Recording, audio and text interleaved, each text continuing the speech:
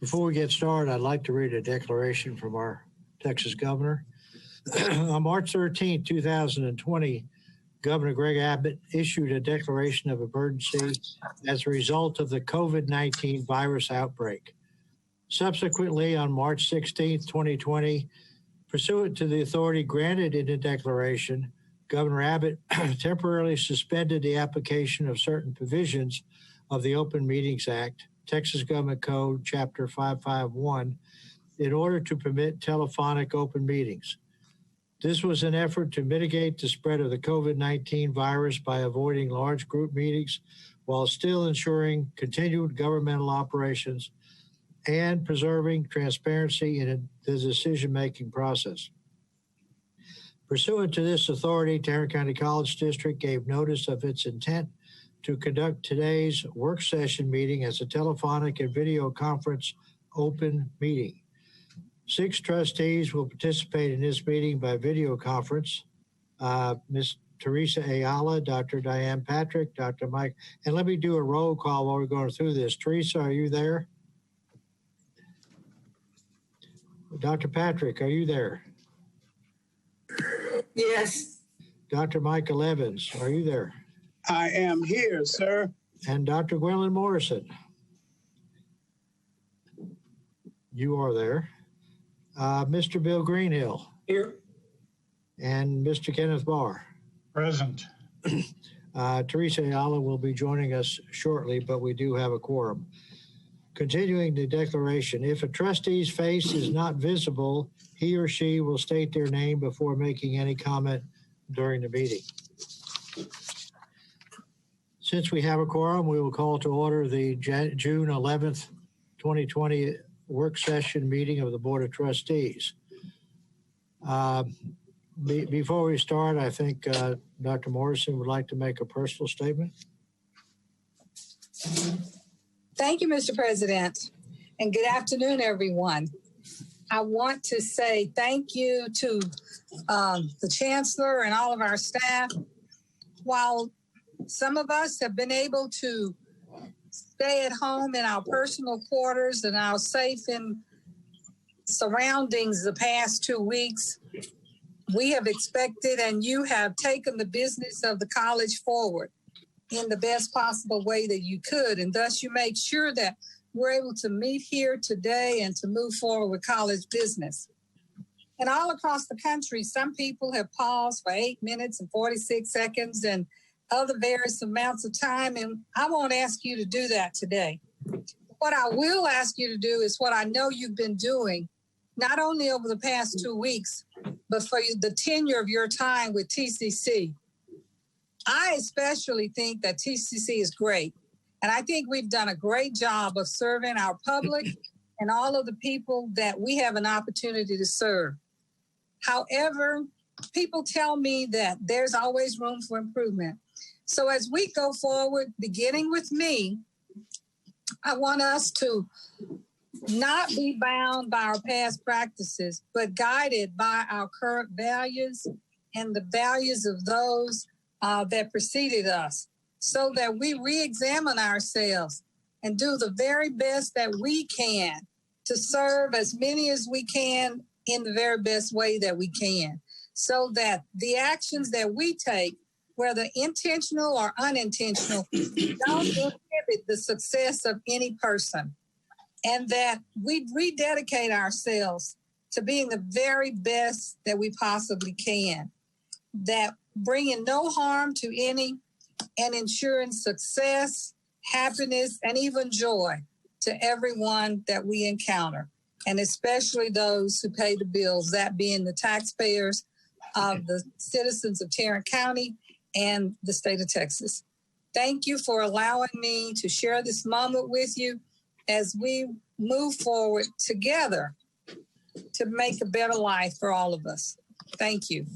Thank you, Dr. Morrison. We'll move to item 3, review of board business items. Have you reviewed item A, which is the May 4th, 2020 work session meeting minutes? Does anybody have any comments on that? Observations? Changes? Mr. Chair, Yes. what date did you say? Item 3A, And what date? of the meeting? it was the May 14th work Okay, session. thank you. I move that they be approved.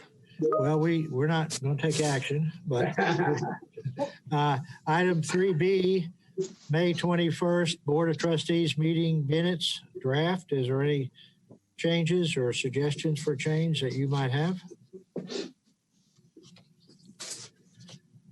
If none, we'll move on to item 4A.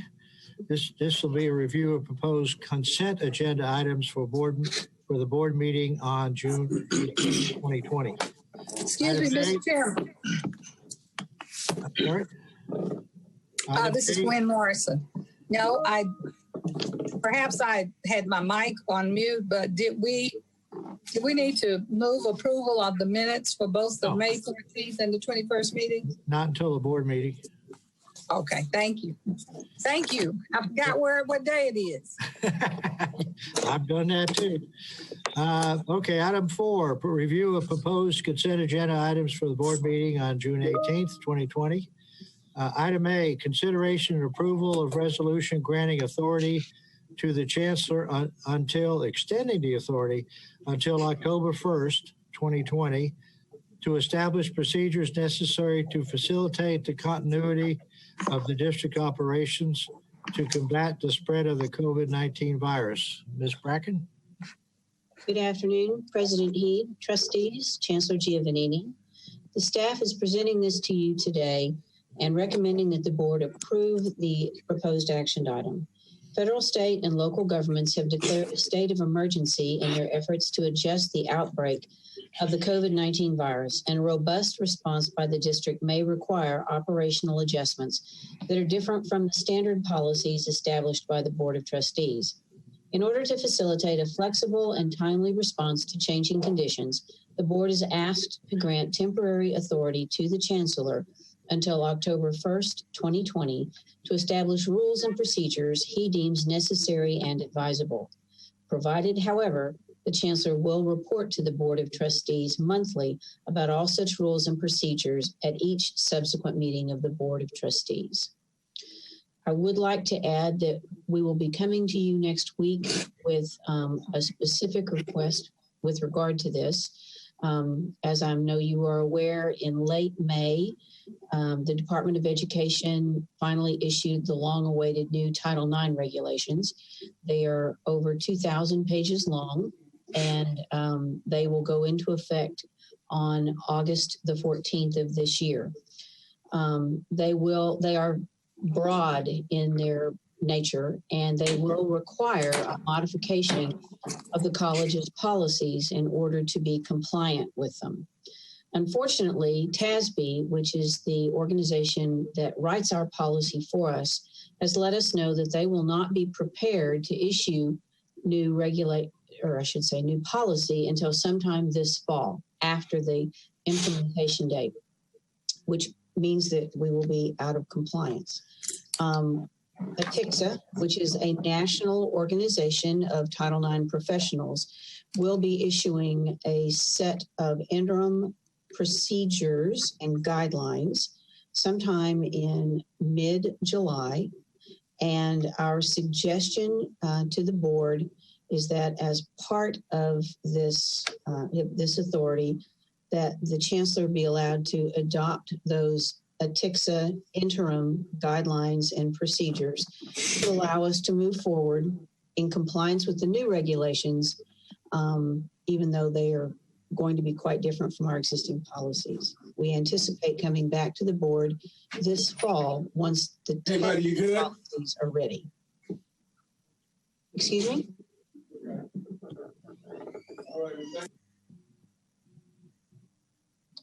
I think he just has an open mic. Oh. So we are not asking you to act on that this week. We will ask you next week. But we did want to make you aware that timing problem has arisen, and that we would like you to approve the Chancellor the ability to make a short-term fix to help us address it. Carol, will you include that in this item A It will consideration? be included in item A next week. Okay. Questions, discussion? I'd like to point out, Mr. President, that what we're doing is extending the authority. It will expire on July the 1st. Carol gave me the first resolution we passed, so this is fine. I'm just saying we're extending his authority to October 1st. Thank you. Any other comments? Item 4B, consideration and approval of ratification of temporary amendment to TASB local, parentheses, DEC, parentheses, policy. Ms. Brackett. Staff is recommending that the board ratify the policy amendment based on the following. On March 19th, 2020, the Board of Trustees provided authorization for the Chancellor to exercise authority as needed to address the emerging needs of the COVID-19 response, which may include temporary policy amendments and procurement at levels that would ordinarily require board approval. In light of the fact that many employees have had to amend vacation plans due to COVID-19, DEC Local has been temporarily amended to allow employees more time to use their vacation leave. Current board policy DEC Local states that vacation earned in a fiscal year, which is September 1st through October the 31st, must be taken before August 31st of the following fiscal year with an accumulation of no more than 30 days. To allow more time to use accrued vacation leave, the policy will be temporarily amended as follows. Any unused vacation leave will roll over on August the 31st, 2020. Employees will have until February 28th, 2021 to use accrued vacation leave. No more than 30 vacation days based on current accrual rate will be carried forward on March 1, 2021. Supervisors have been encouraged to develop leave use plans that allow employees to take time off while maintaining adequate staffing to support ongoing operational needs. Understandably, everyone cannot save remaining vacation hours and take them at the end of the year. Employees and supervisors will work collaboratively to plan and coordinate mutually beneficial schedules. Vacation leave will continue to require advanced notification and supervisory approval.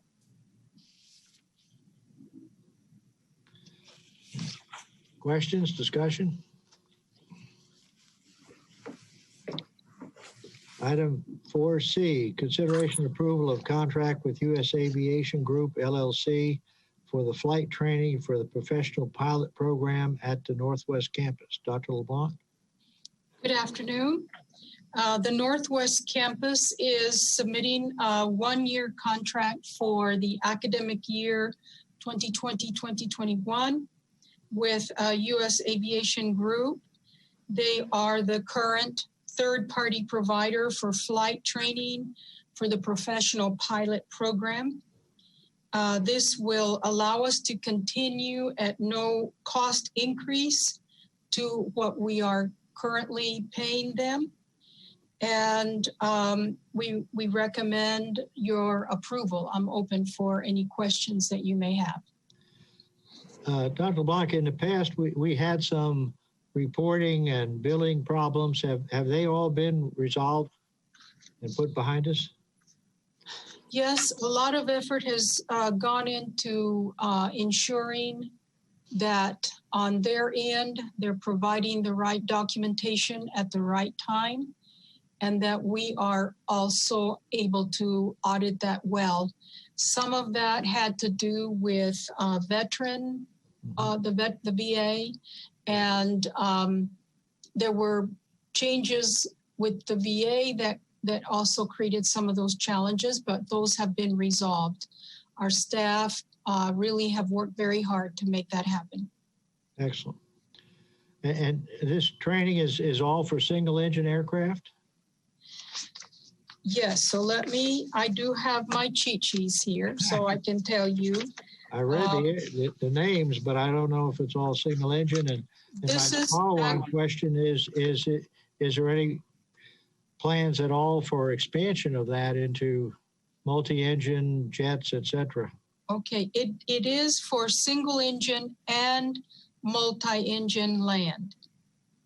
Okay. So we are doing both.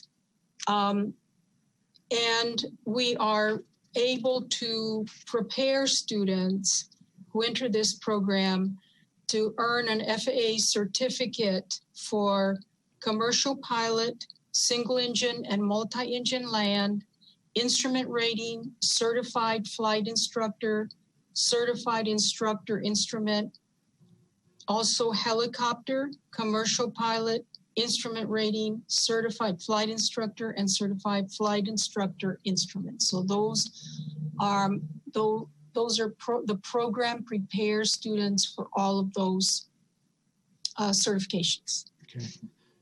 Any plans for expansion to include jet aircraft or not?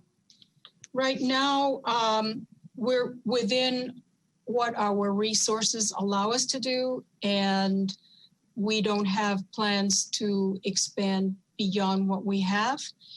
At some point, we may want to expand the resources and increase the program. As you well know, we have to follow FAA guidelines, which indicate how many students we can have within the resources that we have. So right now we're at capacity and doing extremely well. I asked for information on enrollments, and the 2018-2019 academic year, we had 982 enrollments and 31 completers. These folks are actually finishing. They're very focused and are finishing the program. So it's a very big success. Super. Any further questions, discussion? Item 4D, consideration and approval of amendments to TASB local FLB policy. Dr. LeBlanc? Yes, so we updated this policy not too long ago. And as we were updating the policy, the faculty in particular were interested in changing the wording to a more positive, appreciative strengths model. And so the only change really is the wording from scholastic dishonesty to potential violations of academic integrity standards. And there were a couple of places throughout the policy where that wording was changed. Okay. I had a question on page 25, item 7. It talks about disorderly conduct and obstruction of any doorway, hall, etc. from a building. Does that include, or should it include, any of our access roads? I mean, would it be considered disorderly conduct if they put barricades up to on our main road going in? Those kinds of things? Well, that's a good question. We've not had that issue. We've not had that issue in part because our campus police are very good about ensuring that the access in and out and so on is addressed properly and wouldn't allow that to happen. The focus of this is really the integrity of the work that they turn in. So it has more to do with cheating. If, you know, a lot of students don't understand that they can't borrow someone else's material and use it. And so it's really more dealing with scholastic integrity. Mm-hmm. Okay, and there's some items in there regarding alcohol consumption, and it says without permission of the district. So I assume that it's okay for culinary arts to continue their work in wine appreciation, wine and food pairings and stuff like that. And in a similar vein, Item 20, on page 26, it refers to carrying handguns and those kinds of things. And I hate to ask this question, but does this conform to campus carry laws? Yes, it does. Okay. Yes, sir. Any other questions, comments? Item 4E, consideration and approval of purchase from Hoyt Breathing Air Products for 25 breathing apparatuses for the Fire Service Training Center at Northwest Campus in the amount of $128,212.50. Yes, sir. So the Fire Academy and the fire programs use these breathing apparatus. They typically have 145 of them, but several of them are end of life, and at least 10 to 15 tend to be out of service consistently. So the request is to purchase 25 self-contained breathing apparatus from Hoyt Breathing Air Products. And that includes training as well, which is great. Who Right. does the, these things are pretty important. Who does the maintenance and if they require maintenance, the recertification of these? Do we do that, or is that part of the contract? So I will need to get back to you on that piece because I'm not sure. Typically, this company is a company that we've used before, and they've done a very good job of supporting all of our efforts. And I'll have to get back to you to find out whether we depend on them as part of the contract. I don't see that in the contract, but I can certainly find out. Okay, thank you. Any other comments, suggestions, questions? Item F, 4F, consideration and approval of ratification of community engagement and education online course fees. So this is an example of changes that we've had to make as a result of COVID-19. And we're still wanting to continue serving the community. So this would be college for kids, youth enrichment courses that would be offered online. And it required an adjustment to the fees from what the board approved for this academic year. So this is this is in response to COVID, and it's changing the fees to what you have there on what you see on the screen. Okay. What is the average increase in the fees? I mean, these are small increases? They are, and I can get you the entire spreadsheet. I don't have that in front of me. Yeah, but they did a full cost analysis to decide what this would be and what was the appropriate fee for this particular online course. Could you explain what, two things, STEM family exploration and not engineering, but ingenious engineering? What are those? Those are, will you explain what those are?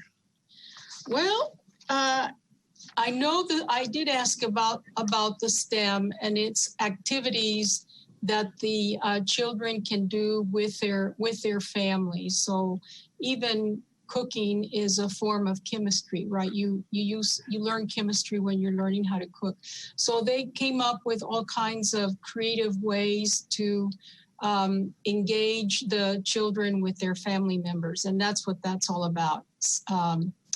And then I'm not sure about the ingenious engineering. I can only imagine what that is, but I can find out. I can get that curriculum to you. Okay. Mr. Chairman, this is Kenneth. Could we get a schedule of the fee, the current fees and the proposed new fees? Yes, I'm happy to do that. Thank you. Any other questions, discussion? Item 4G, consideration and approval of contract with Digital Air Control, Inc., parentheses DAC, parentheses for replacement of access control software and associated control equipment in the amount of $699,970. Ms. Alanis, I think. A large truck going outside the window. But so as you're aware, a large number of our campus doors are operated by digital controls rather than keys. Our current software for that system is going out of support at the end of this year. And so we've gone through an RFP process to select a new vendor. And this will also be integrated into our capital programs going forward as we continue to extend that digital access in additional buildings. How does this affect and or improve our police operations? Because it mentions that in there. So the police department manages building access right now, and the more digital access that we have across the campus, the easier that is to manage and ensure that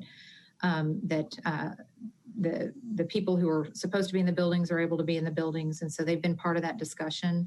I will tell you that the enhancement that we're anticipating in the future is also to be able to use this for roll taking, in which students are accessing our services and those kinds of things. So the software will allow us to collect that kind of data going into the future as well. Okay, is this the purchase of the software, or is it a 1 year, multi-year program?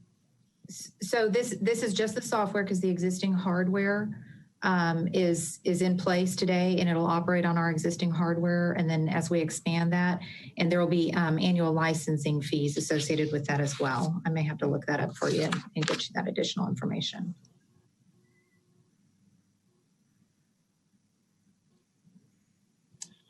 And does this include updates? Yes, sir. And for what period of time, those kind of things? So as I said, I believe there's an annual licensing fee. And so let me pull that out of the contract, and I'll share that information, that more detailed information with you. Okay, thank you. Any other questions, discussion? Okay, item 5, review of proposed individual action items for the board meeting on June 18th, 2020.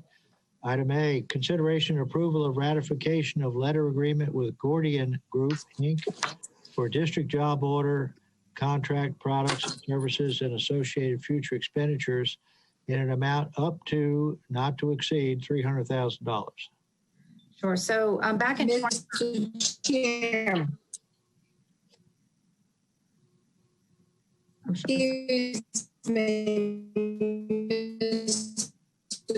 Voices distorted. Chair. Dr. To unmute my button. I have fees for community engagement. May I ask that question?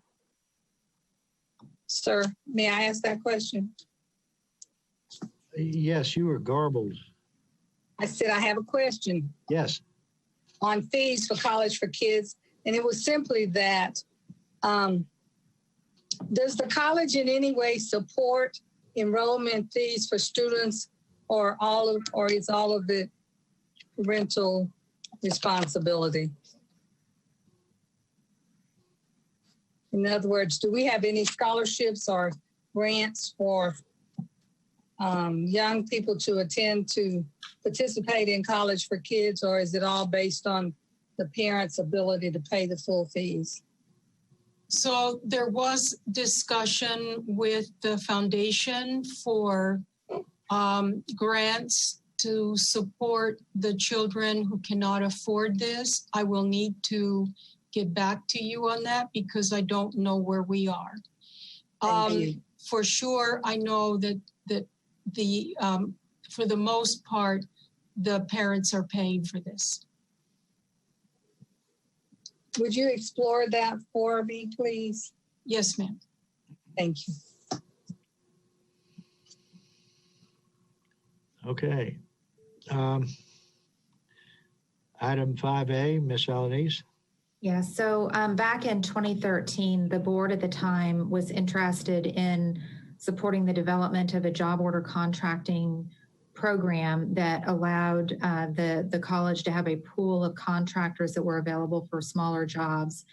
And at the time, they engaged this company called Gordian Group to conduct the initial selection of those vendors and to set up the program.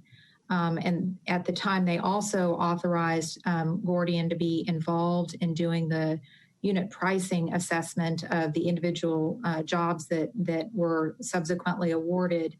And they were authorized to receive a percentage fee as a percentage of each of those construction projects.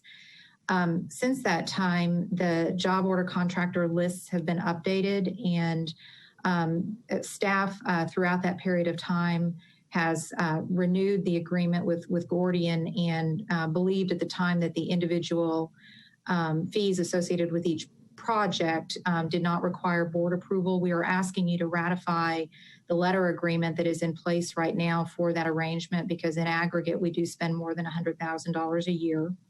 I will tell you that staff is actually analyzing this right now and is considering alternatives that are more cost effective in terms of us to manage a unit pricing book independently of this. And we imagine that by the end of the year at the latest, we will have actually ended the need for this fee to be paid to Gordian. However, we need a period of time to transition to that. In addition, we want to do some visiting with some of our small businesses and MBE contractors to ensure that they won't be negatively affected by us removing Gordian going forward from that arrangement. So the purpose of this action is to ratify the letter agreement that we had adhered to, and then also to authorize us to spend up to $300,000 through the end of the year as we make that transition.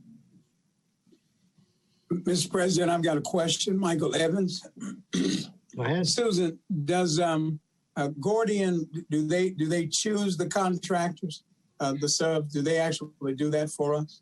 So no, what they did in the beginning when the pool was initially established is they actually did assist in managing that request for proposal process. However, ultimately the college was responsible for choosing who would participate in that based on their qualifications. Since that time, we've continued to update it with college staff. Okay. And it sounds like to me, go ahead. I'm sorry, Susan. Go their ahead. role at this point is to keep unit pricing information up to date and to review the contracts that are let for individual projects and ensure that the quantities and the values are assigned appropriately and so on with the pricing. However, with unit pricing books that are available commercially now, we don't believe we need that service long term, and we can do it more cost effectively in house. Yeah, I thought that's what I heard you say. So we're primarily, for lack of a better term, we're weaning ourselves away from them. Am I right? That's what it sounds like. Yes, sir. Okay. And then with that in mind, so we have personnel in place through internally then that will do that for us. Is that what it sounds? Is that what you're saying? We do. Essentially, we will acquire site licenses for them to access RS Means unit pricing data, and the project managers will be responsible for ensuring that each contract that's let for projects adhere to that pricing and that the quantities match what's actually being constructed. There is a little bit of training that we need to do with our internal team, but we think that's completely doable. All right. Thank you. I appreciate it. Any other questions, discussion? Item 5B, consideration and approval of contract with Jacobs Engineering Group, Inc. for the development phase of the owner's representation services to manage the November 2019 bond projects in the amount of $324,983. So you may recall that leading up to the election for our bond program, one of our commitments to the voters was that we were going to engage an owner's rep to facilitate our ability to get the projects done on budget and on time. Partially because it's a much larger collection of capital projects than we would normally execute in a given year. And so it adds staff capacity to do that, but it also adds expertise in terms of managing the contractors and the subs. And so we went through a process, an RFP process, and have been negotiating with Jacobs Engineering. We're proposing that we have an initial contract with them to allow them to get in and get a deep understanding of all the work that's been done. We're fairly unusual from the standpoint that we've already got a good chunk of Northwest, for example, underway with the architect on board and the CMAR on board and so on. And so we need to figure out where their support is most needed to ensure that it's cost effective in terms of delivery of the program. So this launch over the next 4 months will allow us to really set up an appropriate organizational structure and ensure that the resources are applied where they're needed. So we ask that you approve this to get that going. Tell us a little bit more about Jacobs if you have some information. I mean, what is their track record? Do you have any of that kind of information? Sure, and I'd be happy to send you some more detailed information on the projects that they've been involved in, but they've been involved in many ISD bond program delivery, a number of community college program delivery, and so they've got a strong track record in Texas and around the country, assisting institutions like ours in delivering bond programs. And so okay. So they've got a lot of experience in this, and they're okay. So, indeed. And they're also here locally, which is a great asset for us. And they've made a big commitment for MWBE going forward through this whole process. Oh, that's good. Mm-hmm. Susan, if I may ask, Mr. President, so if in understanding their role, they then, and maybe even to our chancellor, so they then would be the people or persons who would come to us on a monthly basis and report out the progress of the work, how things are going from campus A, B, or C. Am I right about that? Yeah, what we proposed actually is for a quarterly update about what's happening. We can do it more frequently if that's the desire of the board. They will help us prepare that material and be involved in those presentations. Okay. They will also interface with the contractors and the various folks that are and keep their work flowing. And so they will certainly be a communicator with you all. They will be a communicator with small firms as well as those subs are selected and make sure that we've got a website where contractors are aware of what projects are being let and so on. So they'll be communicating both directions. Okay. So this is Gwen Morrison. I have a question.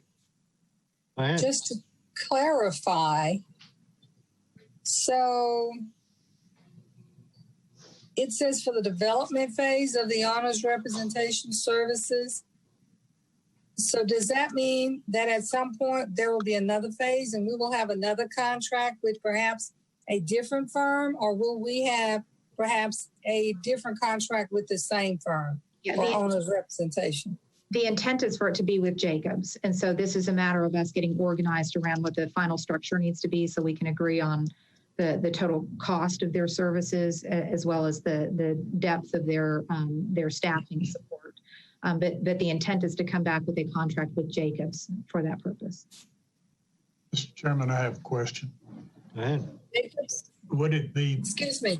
Is it possible? I'm sorry, Gwen. Go ahead. I didn't mean to cut in. I'm just trying to clarify. So in essence, is this meaning that we're selecting Jacobs Engineering Group as our owners rep for the November 29 bond package? That is correct. So they were actually the successful proposer in the procurement process so far. And so we would be selecting them as the owner's rep. This just allows us to have a lot more insight into what the appropriate cost level ought to be and the resource level ought to be before we bring the full contract back to you. So refresh my memory. Is this the first time that we have had them presented to us as our owner's rep for this bond package? Yes. So I understand then, but it seems unusual to me that we would just kind of slide them in without saying that, okay, we went through this process and we had so many people apply, and after consideration, we selected Jacobs. I was expecting something more forthright about this discussion. So if you're wanting additional background about the number of proposers who we had and the process that we went through for the selection, we can absolutely provide that to you. Well, I just think that as we go into this process, beginning how we want to end, that it would be certainly helpful to me and perhaps to others in the public if we had that discussion. Okay. Is there a particular reason we didn't, other than everybody blaming everything on COVID-19? I use it several times a day, by the way. Honestly, we just didn't anticipate that question. And so we'd be happy to provide a broader background about how we arrived at this firm. I think that would be helpful. It certainly would be helpful to me. Thank you. Sure. Mr. Barr. Susan, do we ever explore or have we explored the opportunity for internships in a program like this? I would suggest that we probably got students that would be ideally suited for some educational opportunities related to this. If that hasn't been done, I think we ought to ask you to explore it. Yeah, we actually have had discussions around that, particularly with all the construction programs that we have, that we offer here. We think that there's definitely an opportunity for some partnerships there that we'll be exploring with Jacobs. I would appreciate that. I'm a big believer in hands-on, in the trenches experience, and we ought to be figuring out ways to include our students in that process. Thank you. So, excuse me, Mr. Chairman, forgive me if I'm taking up too much of your time. Two comments, two terms that I want to set forth that I would like to see be one of the goals for the $825 million bond proposal that was approved so generously by the people of Tarrant County. And that would be capacity building at all levels of the operation that we will pursue over the next 8 years, or how many ever years it takes to spend this money in a most productive manner. So as we have selected a firm, as staff has selected a firm that's going to be presented to us for our vote, I am very interested in the issue of capacity building at all levels being included, not only in the discussion with Jacobs and with our staff, but in the actual plans for the execution of the performance. And is that something that you could consider including, to exploring and sharing with us how that might be addressed? Absolutely. Part of the selection criteria for this firm was not only the MWBE composition of their team that they would be assigning to this, but it had to do with the robustness of their plan to ensure MWBE participation as the construction contracts were led over time. And so they've actually got staff assigned to the very thing that you described. And so what I'll do is I'll visit with the Chancellor a little bit about how we can bring that information back to you so that you get a greater comfort level for what their game plan is around that. Thank you. That will help me greatly in my discussions with community stakeholders. Absolutely. As I travel around the county. Thank you.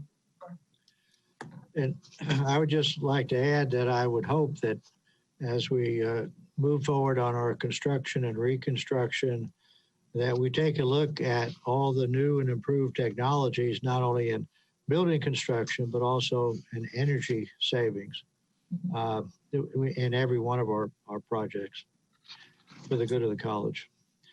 Any other questions, discussions?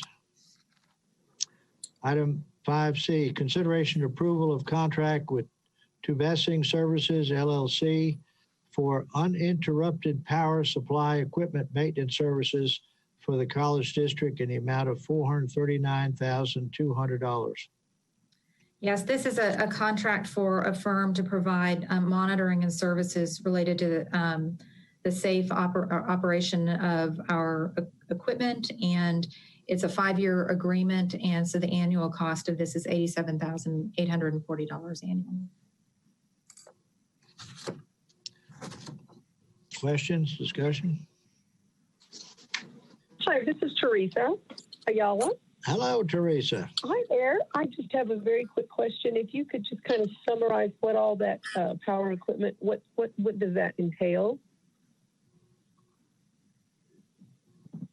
So I may need to get more detailed information from our construction guys to help me answer that question more fully, but it has to do with the power supply equipment that we have on our campuses. The power supply equipment? Okay. That would be helpful if you could just let us know what all that included. Thank you. Sure. Any other questions? 5D, consideration and approval of purchase with General Datatech for IT switches and wireless access points, parentheses, WAPs, WAPS, parentheses, for the district staff relocation project in the amount of $443,587.05. So as we talked about last month, the move of our administrative facilities is underway, and this is to support the internet infrastructure or internet access infrastructure that's required. And this is part of the total budget that has been previously approved for the project.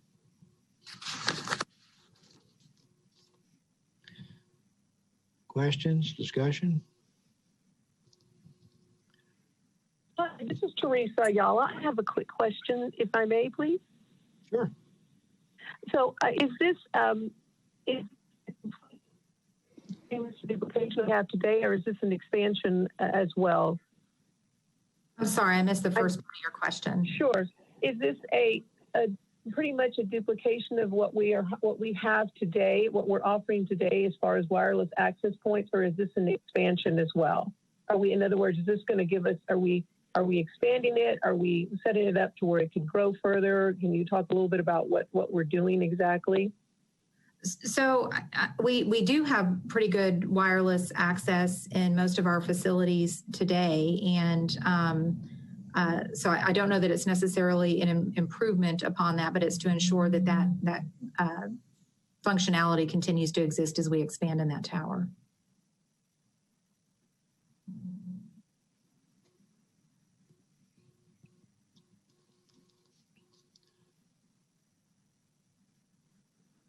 Mr. Chairman. Yes, ma'am. May I request that staff take this concept of capacity building to all of the people that do business with us? For instance, what would a graduate from TCC have to do to qualify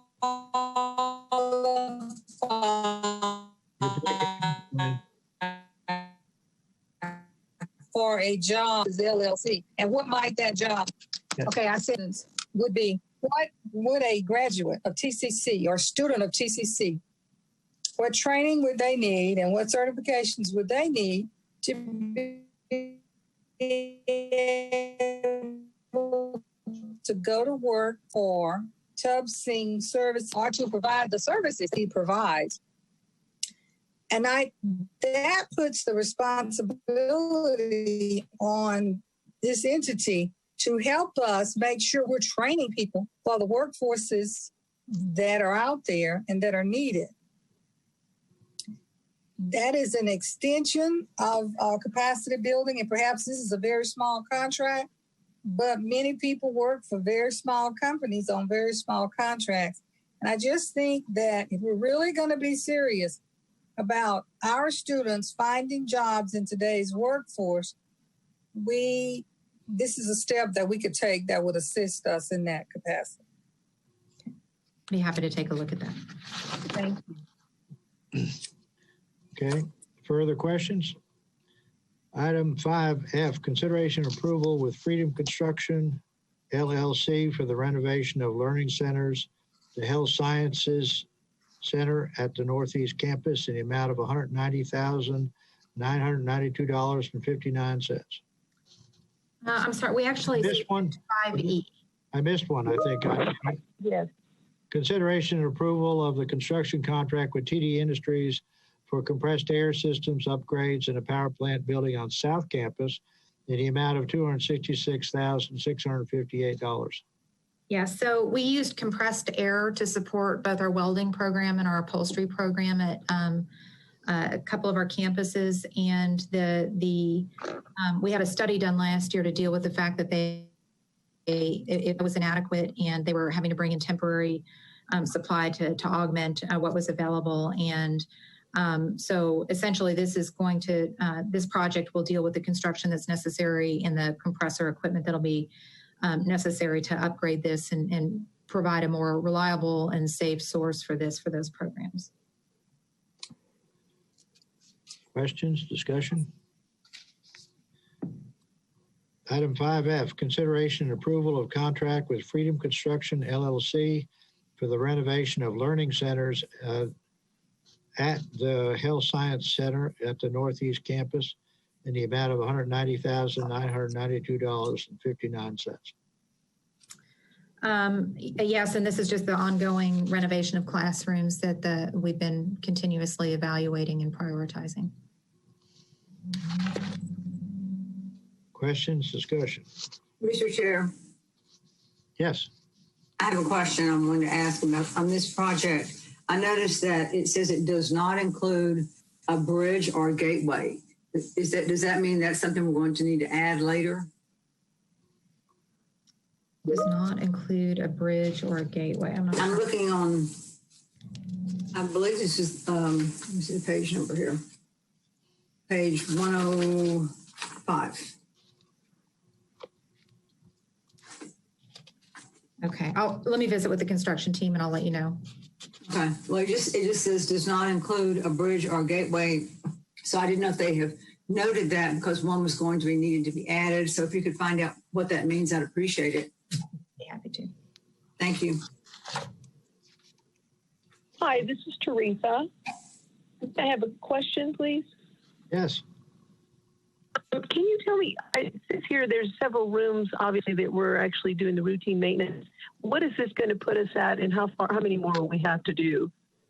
So we're actually working on a plan right now with the goal of touching 50 classrooms per year outside of those that are included in the big campus redevelopments. Mm-hmm. And we will be presenting our 5-year capital plan that we've been working on in August that reflects not only the bond program, but the ongoing cash-funded expenditures that will reflect that strategy as well. So we'll have a multi-year plan around that, but the goal right now is to touch about 50 a year. Okay, thank you.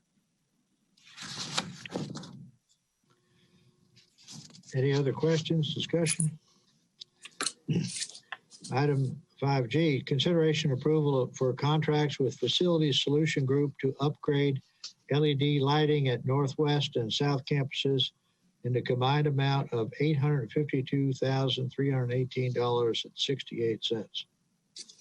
Okay, so this is one of the projects that was identified as part of the MEP portion of the bond program that we are moving forward with, and it's LED improvements to specific facilities that need it.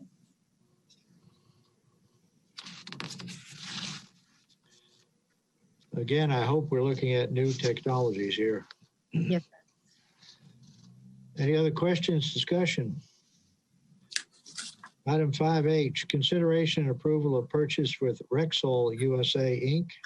for electrical transfer switches on the South and Southeast campuses in the amount of $111,056. Again, continuation of the MEP programs that had been prioritized for improvements and at South and Southeast campus. It's part of a larger effort to replace some of the electrical infrastructure at both of those locations. Questions, discussion? Item 5I, consideration approval of contracts with Pathway Communications Ltd. for various audiovisual supply and installation projects in a total amount of $229,332. Yeah, so as part of the classroom renovations that we've been talking to you about, there's audiovisual equipment acquisition and installation that's required. And for some of the projects that are remaining for this fiscal year, this supplies that service. And this is on Alliance and Southeast. Campus. Yes. Okay. Questions, discussion? Item J, consideration and approval of contract with International Consulting Acquisition Corp, parentheses, DBA, ISG, Public Sector, parentheses, for a current state assessment and enterprise software implementation service provider evaluation in the amount of $810,346 not to exceed. And we're going to have a presentation on that later on in this program.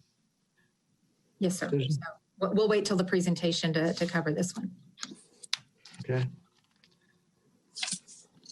Then if we could, we'll move on to item K and save your questions until we get that presentation. Item K, consideration and approval of resolution and amended and restated participation agreement to extend Tarrant County College District participation in Arlington Tax Increment Reinvestment Zone Number 1, downtown. And Thank you, Mr. Chairman. My name is Bruce Payne. I'm the Economic Development Director for the City of Arlington. On your June 18th agenda, we are requesting your favorable consideration of the revised Tax Increment Reinvestment Zone Number 1 amended and restated project and financing plan. And I have a short presentation for you if you have the time for this. I believe we're going to have that under item 6C. Do you want to do it now? Yes, sir. I'm ready. It'd probably take about 4 or 5 minutes if you have it. Okay, do it. Okay, I am sharing the document. Can you see it okay? Yes. Okay, good deal. So, come on now. There we go. So this model right here is essentially the model that you all have probably seen multiple times related to how a tax increment reinvestment zone or TERS district will work. This is the base ad valorem tax value at the beginning of the TERS. Jurisdictions that participate keep 100% of the base value. That does not get altered at all. The light blue that you see here is the incremental value over the term of the TERS. It gets added through anticipated development. And the participation agreements indicate what percentage of the AV that gets created during the term the participating jurisdictions would keep. And it's different from TERS to TERS and jurisdiction to jurisdiction. At the end of the term of the TERS, the TERS is dissolved, and then 100% of all of the AV then goes to all the participating jurisdictions. In the first 20 years, the first term, if you will, of the Arlington TERS number 1, I believe all the participating jurisdictions were participating at a rate of 100% of ad valorem value created during the term. On the M&O side, the INS side or your debt service side of your budget received 100% of the new increment. So the terms of the proposed agreement are altered in some degree. The city and the county are now in at 70% instead of the 100% on the M&O side. The Tarrant County Hospital District and the proposed rate for the college district is at 50% on the M&O side. Again, your INS or your debt service side is 100% of the new tax increment. So this is the boundary that in downtown Arlington. The red areas that you see are commercial structures. The yellow are residential, if you will, structures. So it's heavily commercial, if you will, which is an ideal situation for this for a TERS to be created in. Within this boundary, you see these small dots with numbers in them. These are where projects have occurred in the first term of the TERS throughout the downtown area. And there's a list here up in the top left that indicates what those projects were, which include 101 Center, these are the addresses, 300 East Abram, 404 Border, the Campus Edge project, et cetera, et cetera, et cetera. But there are about 11 projects altogether that were accomplished during this first term, and it turned out to be very beneficial for the TERS. So this is probably the most interesting slide. In 1998, the total assessed valuation of downtown Arlington was $73.5 million. There was very slow growth in this TERS in the first 10 years, if you will, because there just wasn't much happening down there. UTA's growth was much lower than it has been of later years. And then when you get to 2008, obviously the recession comes in and just really flattened out growth at that point. But around 2013, as UTA began growing dramatically faster than it had been, we saw a number of projects come into the downtown area. And you see the values just jumped up from, in a 5-year period, from 144 million to 243. And most recently, the valuation of the TERS district is $302.9 million.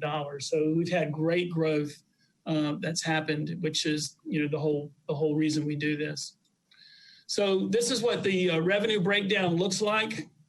The city's contribution during the term of the TERS is about 58%. That's based on our tax rate. It's also based on our participation rate.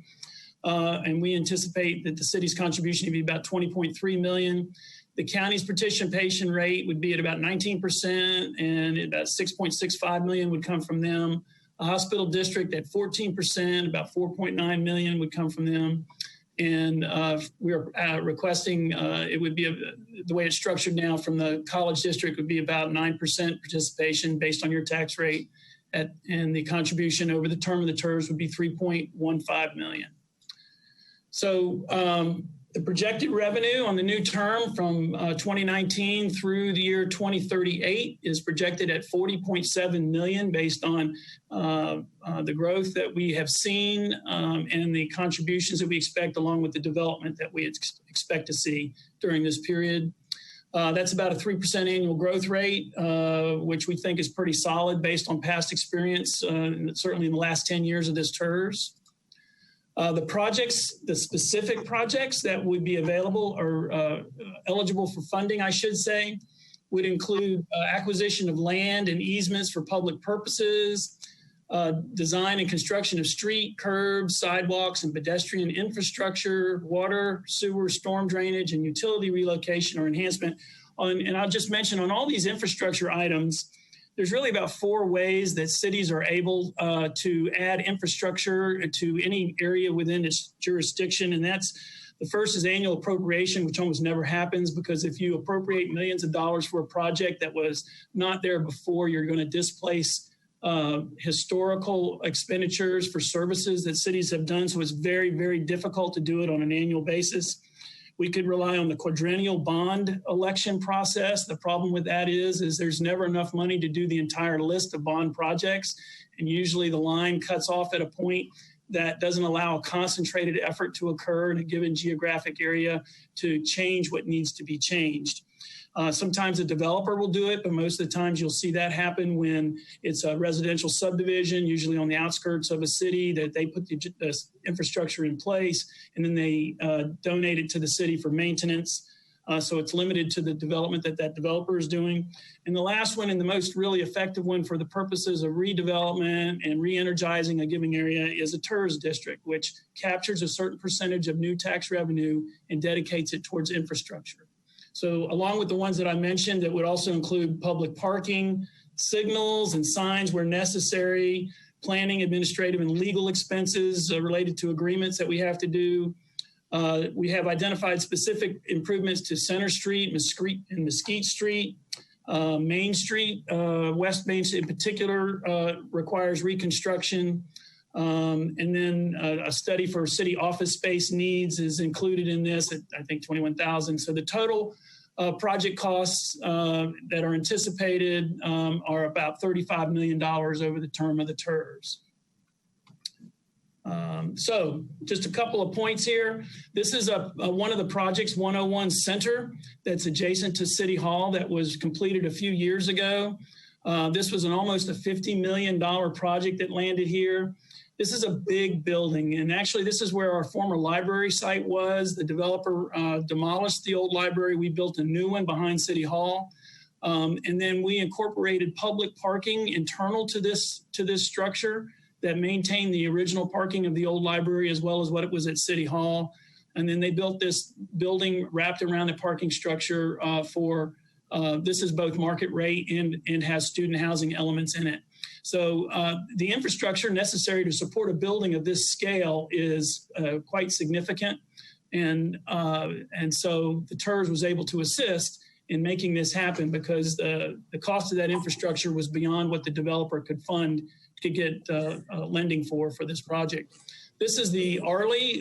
This was a site where there was the old Catalina Apartments built in 1967, very cheaply built, if you will, had long since seen their day. This was about a $40 million project that came in, was able to acquire all of those, demolish that, and then come back in with dedicated student housing. One of Arlington's major goals with the student housing projects is to help UTA's efforts in converting from a commuter campus into a residential campus. And it's been very successful over these last several years.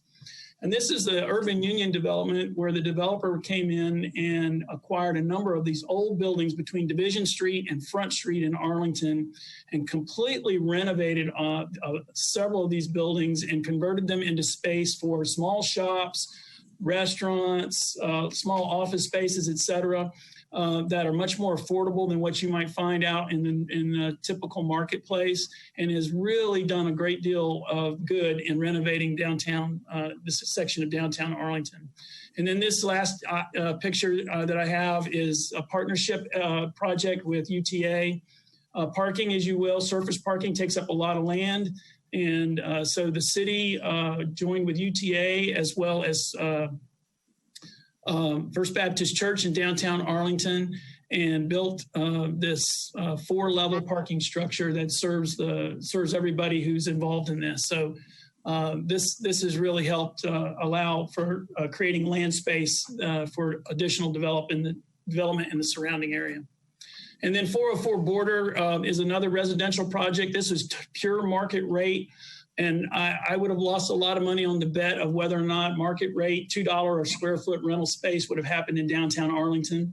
But this developer accomplished that, and it's been very successful and has led to, as these other projects have done, to this amount of growth in AV that you've seen in the downtown area. So we're really, really pleased with the progress of the TERS.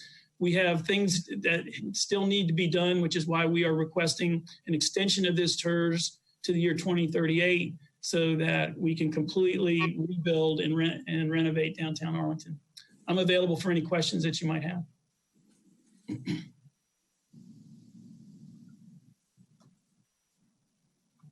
Hey, this is Bill Greenhill. Thank you. It was a great presentation, and I'm really proud that Arlington downtown is renovating. That's very exciting. Have the other participating jurisdictions is this on their agenda, or have they already approved it, or not? Yes, sir. All the city, the county, and the hospital districts have all approved their participation agreements, and so the college district is the last stop for this. Okay. Susan, you are one of our. You used to work for the city. What are your thoughts on this? And does the staff recommend this to us? Yes, we are satisfied with this recommendation, and also the reduction from 100% to 50%. We'll immediately start seeing the benefits of that, and we think that it'll work like a TERS is supposed to with the growth in the property values there. Mr. President, this is Gwen Morris, and I have a couple of questions.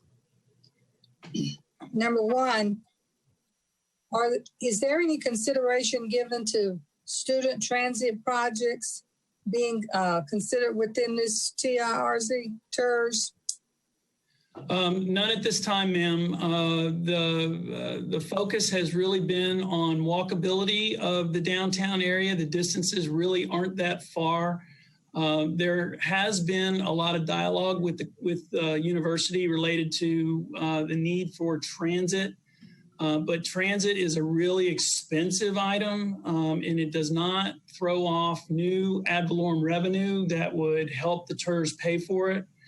We've been working pretty hard trying to figure out transit solutions for people who live beyond a comfortable walking distance. We have a van ride share program in Arlington that we're implementing and expanding within the city. It's sort of like Uber, except it's multiple riders, and you don't get picked up in front of your house or wherever. There are designated points like a block or two away from where you make the call. It's been very successful, and we're trying to use that and expand that as much as possible, but that is not paid for through the TERS. So we've kept the TERS revenues focused on projects that create as much as possible new ad valorem revenue to make it worth the while of the jurisdictions who participate with us. It's sort of like putting money in the bank and expecting interest to be earned, and that's essentially how we view this. Okay, I have a comment. You said that transit's very expensive. I want to suggest that lack of transit is also very expensive. I would concur. Yes. The other question that I have is, you mentioned student housing. I want to know, does the housing plans include any affordable housing where there might be a source for families or persons to live beyond the semester basis of attending college? What about that? So I totally agree with you. That is something that we need downtown. And I think in this next phase, we're going to be looking at different housing types. Initially, we were really focused on just new construction, something that came in and changed the paradigm for downtown Arlington. It was the oldest part of the city. It had the oldest infrastructure in the city. It was the most expensive place to try to do something. Now that we've proven that it's a viable location for this, there is a need to take a look at what would be considered affordable housing, new construction affordable housing that not just students can live in, but people who are of a given income range have comfortable choices to make and be downtown and take advantage of a pedestrian-friendly infrastructure, which is what we have been focused on in this last several years. So nothing in hard projects to date, to your question, but do we intend to for the future? Yes, ma'am, we do. Okay, and the last question is, you know, we have Tarrant County College has a campus in Arlington. It's called Southeast Campus in Arlington. Yes, we're very proud of it. It seems that it would be a great connecting point to support, encourage more continuity and relationship between Southeast Campus and the downtown area of Arlington. And I was wondering, and I would like to see that consideration included in future plans. So has any thought been given to that? And can you slide that consideration into the discussions? It's possible. The van ride share that I mentioned before, VIA is the name of the program, we are expanding the range of that service down towards the Southeast Campus vicinity so that students could ride back and forth without having to drive. It's beyond that at this point. There's not any hard plans to do transfer back and forth. We're still evaluating things. Council's pretty careful about obligating to systems that may or may not work too well, so that we've incrementally been expanding the van rideshare program. They're very happy with it thus far. It seems to be working extremely well for us. I think that's what we're going to see in the next several years until other options start to become available. And if I might jump in, one thing that we approved last month was an agreement where COG is actually underwriting the allowance of our students at the Southeast Campus and others to be able to use that VIA service at no charge to them. So that's an exciting expansion of that should help what you're talking about. That's great. So my last question is, It seems that it's great to create a new downtown that supports a new population. So is there a plan to incorporate the affordable areas of Arlington, if there are any, and I'm assuming there still will be, into the plan for bringing them into the center city? Yes, ma'am. We have outside of downtown proper, to the east in East Arlington, we have a designated redevelopment zone, opportunity zone, as it's been designated by the federal government. Adjacent to that particular zone, the city's acquired property. We're still evaluating options with regard to development. We have participated through agreement with new housing construction that is considered affordable in the East Arlington area. This is the first new housing that's been built there probably in the last 50 years. It's called Bel Air is the name of the development. We're watching that. We want to encourage that sort of activity in the downtown area as well. We are not interested in pricing out large segments of the population with the housing that gets built. We are looking at multi-income, multi-purpose housing, if you will, that will be distributed widely in the district. It's often depends on the project that the developer brings to us, because we don't envision the projects directly if it's residential, but we'll talk through the issue with the developer and then base our participation on how much of the community that they're serving. Thank you. Any other questions, discussion? Yes, I have a quick question, Diane Patrick here. Okay. I just wanted to ask you, you alluded to development along Main and Abrams Center and so forth. The streetscaping that's going on now, it looks like it's almost completed, which has more pedestrian friendly, wider sidewalks, et cetera. Is that part of this program as well? Actually, it is not. Okay. I'll just shock you. When I first started in Arlington back in 2004, the city council adopted a downtown master plan that essentially called for this kind of new development to happen. And it took a while to take off, but once it did, council started really seeing the potential. That is the Abrams Street project is what you're talking about. That is a $25 million project that the city funded entirely. It did not use TERS funds. We took out, it was 4 lanes, as you recall. We took out 2 of those lanes, and so it's 2 lanes through the center of downtown Arlington. We were able to have room then to put in 15-foot wide sidewalks. It will actually combine the Levitt Pavilion into a plaza with City Hall, and we can block off the street and use it accordingly whenever people are able to get together again and listen to music together. And it goes, like I said, that treatment has happened all the way from Collins Street to Cooper Street. Our anticipation is that new developers will then see the opportunity to take out some of those older suburban style, cheaply built buildings and put in something that has character and is conducive to further growth in downtown Arlington.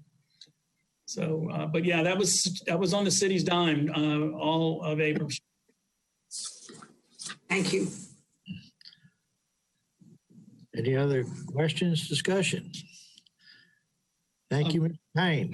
I will just mention that my son starts at TCC this fall. He's just recent graduate, and I'm tickled pink that he'll be there. I really am a strong believer in the institution, and I appreciate what you guys do. Thank you. Appreciate what you do. Moving on to item 6, Chancellor's report. Sure. Thank you, Mr. Heed. Just to draw your reference to 6A and B and the projects coming up in the coming months. Most of them are things that you have seen before, like software and licensing upgrades and library subscriptions, and continuing on with the welding renovations, both at the Seattle as well as South Campus, and then some items around power. What is different, what is new that will be coming to you is the elevator maintenance service contract, and so that will be something that we'll ask you to look at in August. So if there are not any questions, particularly that list, we can move on to the MWBE plan update. Susan? Yes. So I think Gina's going to pull up the slides. So I'll remind you, or those of you who are here, that back in 2006 is when TCC adopted a small minority and women-owned business plan. And I'll just mention that I've got Andre here with me as well in case there's any questions about some of the details of this. But that was a plan that we engaged Ware and Associates to help establish that. And basically, it established the following. It had a 20% goal for construction, and with the market being an 8-county area. It also said that TCCD projects would have a stretch goal of 50% in the Tarrant County area. I'll be honest with you, that language is a little soft, where it was hard to decide what the intent was when it says Tarrant County area and what that meant. But it also just assigned a good faith effort for other types of things beyond construction contracts. I think the big leap forward was providing a framework for outreach to the small MWBE firms and ensuring that we were providing ample opportunity for their participation in those procurement processes. And that's what Andre's life's work has been with us. And it also outlined the effort that would be pursued to ensure that we had alliances with firms and organizations that supported small MWBEs. So next slide, please. So one of the things when we started reviewing this, because obviously a long time has passed, and so it was appropriate for us to take a look at this and understand how we were basically grading ourselves in our results. But state law does allow us to consider MWBE status and commitment in our vendor scoring. And those vendors are required to provide a plan about how they will make a good faith effort to ensure appropriate subcontracting percentages go to those firms. Next slide, please. There is specific higher education language that requires institutions of higher ed to adopt the rules of the comptroller regarding historically underutilized businesses. And we have not formally done that. And so that's one of the things that we'll be recommending to you today. But it essentially defines a hub as a business that's at least 51% owned by these groups that are listed here. And they have to be actively participating in the control, operations, and management of that organization. And that's pretty consistent with what other locally developed plans are as well. In addition, the comptroller's rules define that the NCTRCA, which is the local North Texas certifying agency that we have a relationship with as well, as a nonprofit that can then certifies those. And so it's consistent with what we've been doing anyway. It goes on to establish hub goals, as you can see here, that are the first category is more applicable probably to organizations that are building streets and infrastructure, that kind of thing. But you can see that it's between 20 and 33% for different types of contracts. This is a broader array of metrics than we've applied in the past. And I think by adopting these, it'll allow us to be responsive to the suggestions that have been made by the board for us to provide more information about how we're doing in each of these categories. Next slide, please.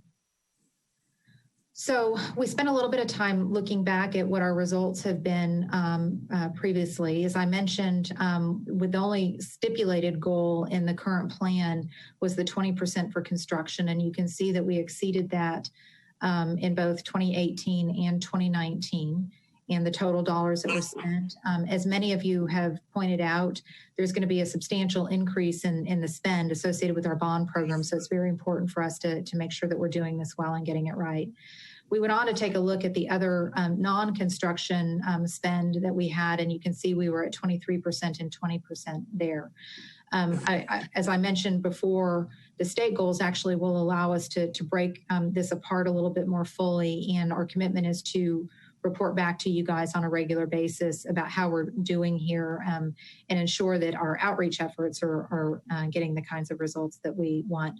We will continue an analysis of our job order contracting and IDIQ pools to ensure that we're getting the results that we want there as well. Next slide. So to give you a sense of the kind of outreach that's ongoing, Andre spends his time working with different organizations, hosting pre-bid conferences for our projects that we let. We've got a database of MWBE vendors that we notify of those events. There's a variety of business organizations that he partners with to have outreach efforts and so on. I'm sorry, back slide. There's also a ton of community meetings that he conducts with these various organizations as education efforts to ensure that people know how to do business with TCC and become aware of our projects that we'll let. Our intent is to get a whole lot more organized around this with a couple of things upcoming. One is publication of our 5-year capital plan that'll start to give more insight into the projects that are upcoming.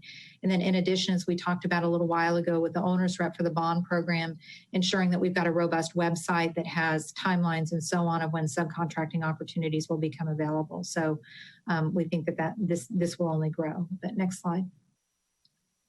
Again, for the bond program, one of the contracts that's already been awarded is the construction manager for the Northwest redevelopment, and they've committed to a 30% subcontracting goal. And they've been doing vendor outreach sessions and so on, and we're confident that they are well positioned to be able to do that. And between our own staff and Andre, as well as the owner's rep, we'll be monitoring their efforts around that. And as I just mentioned, the vendor portal will be important, and working with those, the minority chamber hosted events will allow us to really focus on that effort. Next slide.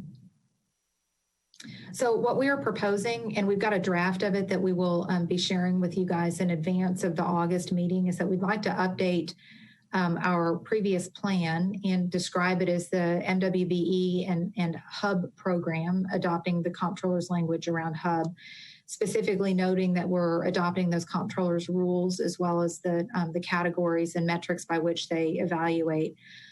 We will be retaining all of the procedural requirements in that to ensure that we're really integrating this effort into our procurement systems and ensuring that we're operationalizing the intent of the plan. Next slide. And so the key factors of the things that we're changing, as I mentioned, is that the current plan is sort of standalone of ours, and it would require us to do a new disparity study. The beauty of it is that we can adopt the comptroller's rules as required by law in the new program and not require our own disparity study, but we will certainly be able to learn from the ones that are being conducted by some of the local entities like City of Fort Worth and DFW Airport about the attributes of our local market. Again, we had just a singular goal previously. This expands it for us to grade our paper a little bit differently. It establishes some compliance procedures, the current plan includes compliance procedures and contractual language with our vendors and with our contractors that we would maintain to ensure that they're held contractually responsible for following up on their commitments. And we'll continue the outreach strategy that was in there before. The other thing, I don't know that we consistently or on a regular cycle reported to the board for the results of this. And so our intent at this point is to have a quarterly report to the board that includes not only how we're doing against the metrics that we described in terms of percentages, but also outlining the measures and outreach activities that have been conducted during that quarter. And Andre will be responsible for that. And he's making sure that we've got the systems in place to monitor that going forward. Next slide. So, we're here today just to share with you where we are with this and what our broad recommendations are. During the latter part of June and July, our intent is to socialize the draft policy with some of the minority chambers and the contracting associations like the Regional Black Contractors Association, just to get their input and feedback on what we're proposing. And then, as I mentioned, Andre will be finalizing his data collection process in a reporting format. And we will give it to you in advance of the August meeting, so you'll have the opportunity to read it and so on. And then the thought would be that in August, we'll receive any additional feedback from you all and hopefully be in a position to adopt that updated program. But I'd be happy to answer any questions. Mr. President, Yes, ma'am. first let me compliment Ms. Alanis and her staff on that report. Let me try to get back where I'm supposed to be. And secondly,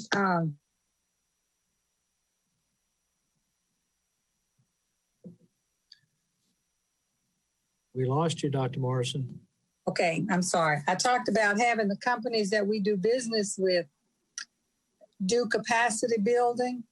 So I'd like to suggest that during this process over the next 8 years, this might be an opportune time to have an internship in search offices as real estate management, purchasing, and in Andre's office. You know, he kind of grew up in the business and he's a walking encyclopedia. He's one of those people you only need to say his first name. And certainly everybody in North Texas knows who he is. But perhaps some formalized intern programs in those areas is something that might be helpful and that I would suggest that Dr. Giovannini and Ms. Alanis might consider. I'll certainly take a look.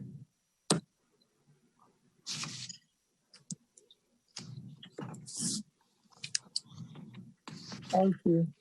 Thank you. Any other questions, discussion? Mr. President, I just want to make a statement in regard to, this is Michael Evans, in regard to the matter. One is, you know, it is really good to be a part of an organization like the one that we have, to see that this kind of attention is given to this particular matter. I really mean that.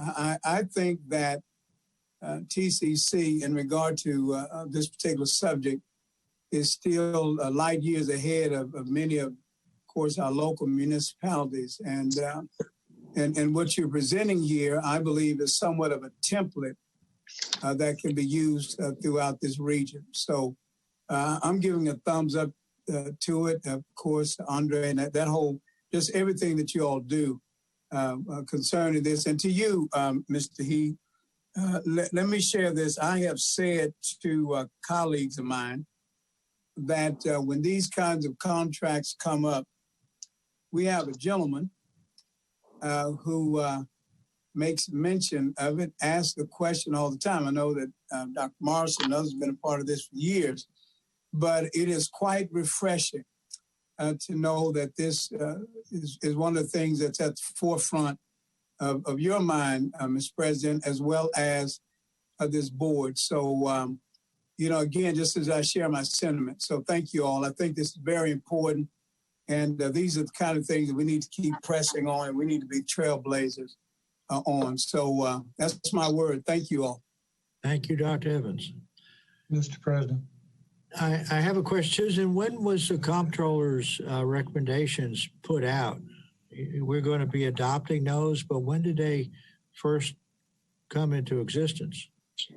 So I believe the state law actually even precedes when our plan was adopted in 2006 in terms of reliance on the comptroller's plan. The measurements that they have in place today are based on a disparity study that was done in 2009.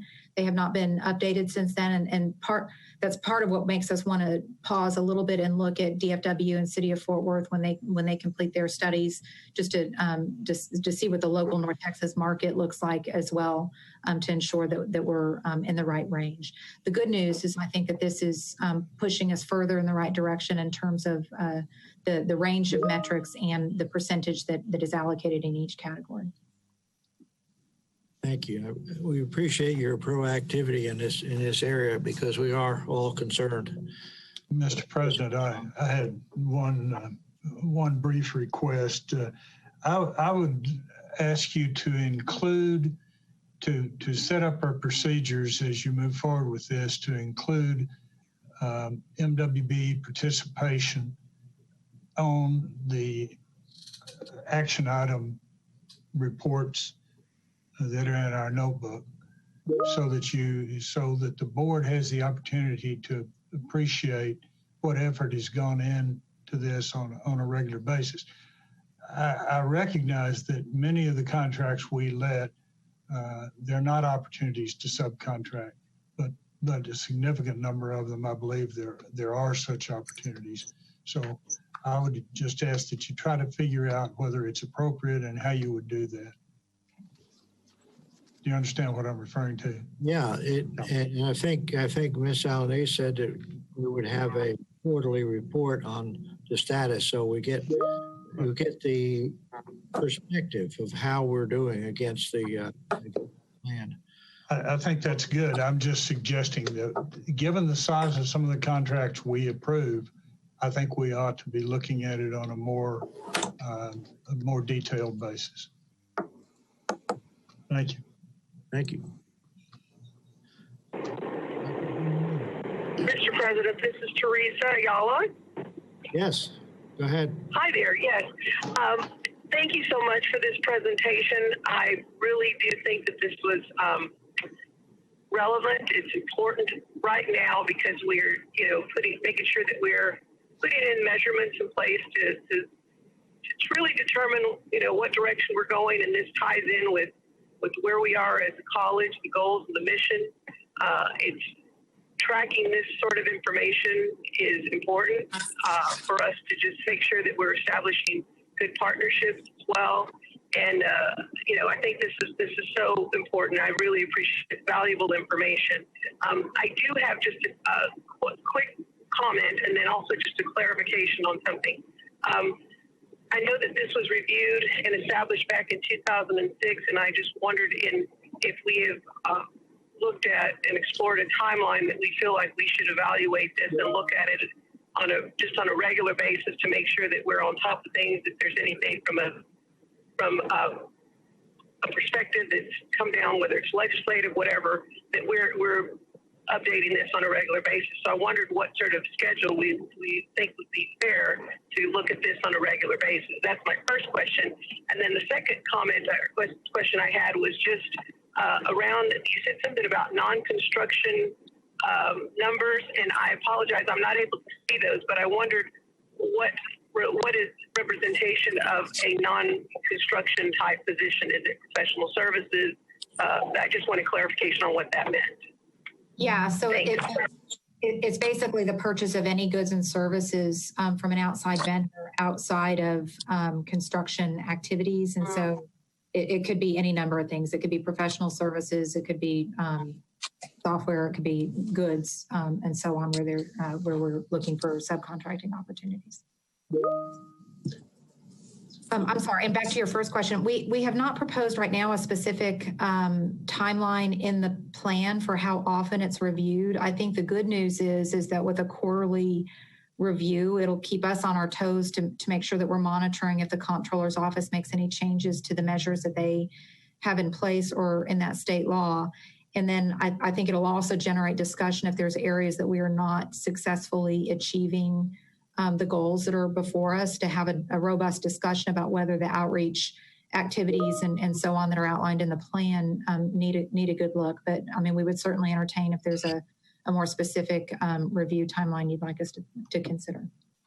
No, I think that's fine. I think as long as we're monitoring it that way, I just want to make sure we don't go another 14 years before we look at something like this, because this is very important. The work that the folks in the college, the outreach that they're doing, Andre and the rest of the procurement folks, I mean, it's a tremendous amount of work, and we appreciate that and we acknowledge it. Just want to make sure that we stay on top of it. So whatever you propose, if we just evaluate it quarterly, that's fine. If we feel like we need to do it more often, I'll trust that you all can make that determination. But just want to make sure that we're doing it. That's all. Thank you. And we will have at our disposal utilization of the disparity studies that are done by the different cities, City of Fort Worth and Arlington does one, or other DFW area disparity studies will inform us as well. Thank you, Chancellor. If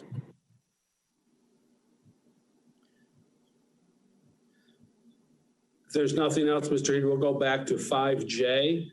The item related to the enterprise resource planning. And we had, over this last month, went back and did some more diligence as it relates both fundamentally and a little bit more in depth as to this particular opportunity, and Susan will walk through that presentation. So Susan. Yeah. So thank you for the opportunity to spend a little more time on the details of the plan that we have laid out. So for the next slide. So I don't know that I conveyed this in enough detail last time about what the need is for the replacement of the system. And then we'll get into a little bit about the process by which we would do so. But Colleague, which is our current ERP, was implemented in 2002. And so it's 18 years old, and it's responsible. It's sort of the backbone of our entire organization, from managing all of our administrative functions, from HR activities to finance. But it also includes student records and all of the interface that they have with us for registering for their classes and so on. So it's very broad in terms of its implication about how the organization runs, as well as the experience that students have when they're trying to register and navigate our organization. Our current renewal for Colleague ends in 2021. As I mentioned, we're one of a handful of colleges across the country that have Colleague basically installed on an Oracle foundation. It makes us very unique, but it also puts us in a position where it's difficult to upgrade to their cloud solution and migrate to that without it really being a full-blown new implementation. And so part of our, and we're also not the beneficiary of any of the research and development that they're doing to improve that experience of their clients over time. Anyway, it puts us in the unique position that it was appropriate for us to step back and look at all of the products that are available if we were going to have to go through a full implementation anyway. One of the other things I mentioned is that there are more than 40 systems sort of intertwined, customized, integrated recipients of data, that kind of thing, to Colleague. And it's a real opportunity for us to assess how to reduce the risk of having that much intersection of different software packages and the requirements to maintain that. So the goal is to minimize some of that. But next slide. And again, this was sort of the eye-popping graphic that our IT staff gave me when we started, just to illustrate all of the different activities that happen, but all of the, on the left and right side, show all of the other software and systems that are connected somehow or hanging off of Colleague. And so it tells you the complexity of the types of business processes that are going to need to be looked at as we transition to a new product. Next slide. So I'll give you a couple of examples, and I tried to choose a few that were relevant to our students. A lot of them are the IT people in the background have a greater appreciation for, but anybody who's used Web Advisor, which is sort of the web application of the Colleague functionality, it's very clunky for users, for students and faculty and staff, and it feels like an entirely separate product from the rest of the application of Colleague, and so it doesn't feel seamless. It's difficult to navigate, and it has an impact on everybody using the systems in terms of how they access it and use them. I'll give you another example. We aren't effectively using timekeeping and faculty contracting functions that has the risk of errors in how people are paid. There's a lot of labor involved. And I actually was surprised when I arrived that there's still paper time cards for non-exempt full-time personnel in place. And so it's examples of those kinds of things that need to be resolved. As I mentioned, there's dozens of system interfaces that require separate licenses and maintenance. So there's a cost involved in that could have ERP functionality to replace them. And part of this exercise will be to evaluate which of those systems can go away as a result of using the ERP. And there's also an antiquated data architecture that goes back to some of the foundations of the 1970s that can lead to processing delays of when data is processed and functions occur. And just one other sort of example is, students, even when they're making a payment, they're not able to apply their payment to specific charges that may be holding up their graduation or their registration. They basically just get applied against this account. So that's just one sort of minor example of all of the things that are tricky that can be solved with new products. Next slide. So I wanted to give you a sense of sort of the long-term relationships that are involved in this. So what we're talking about today is sort of this first smaller box, which is this consulting oversight procurement, where we engage them over the next 12 to 18 months to help us do a number of things that I'll go over in more detail in a minute, but about assessing our current state and helping us go through a process to select a software vendor and a second RFP to select an implementer. They'll sort of guide that process through contracting to ensure that we get best pricing, that we've developed an appropriate statement of work for an implementer to ensure that we've included all of the work that needs to be done, so we don't pepper you with costly change orders, over the coming years as we're going through implementation. It's that level of planning that helps us make sure that we've got our eyes wide open about the cost and the effort that's going to be required. The other thing that they will also do is be providing us a roadmap to help us with the process improvement in our own organizations. The goal whenever you do a big software implementation like this is to use as much out-of-the-box functionality as you can. All systems are configurable, but you don't want to customize. And so some of that's going to require us to do some introspection about ourselves and things that we need to change in terms of how we operate. The second big phase after we get through this will be implementation that could take us, 5 or more years by the time you have all of the various modules in place. We'll have decisions to make about whether we do sort of the big bang version of it versus a sequential implementation starting with finance and administrative functions and then moving on to some of the student-facing things. There's data migration, systems integrations, training, change management overall. That will happen over a 5-year period. The software that we will select as part of this process as well, that's going to be a long-term licensing relationship with a software vendor over 20 plus years that we would have this in place. And so you can see sort of the layers of effort that we are planning for with all of this. Next slide.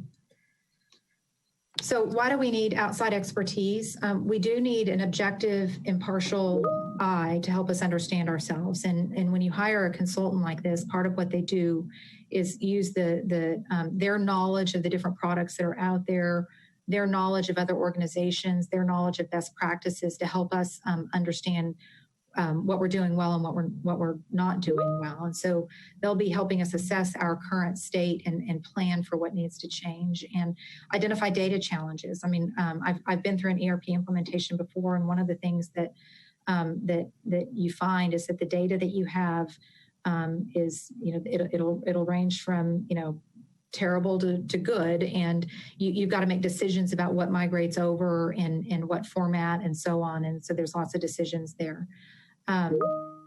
We also need to augment our current in-house skills with folks who have been through this before.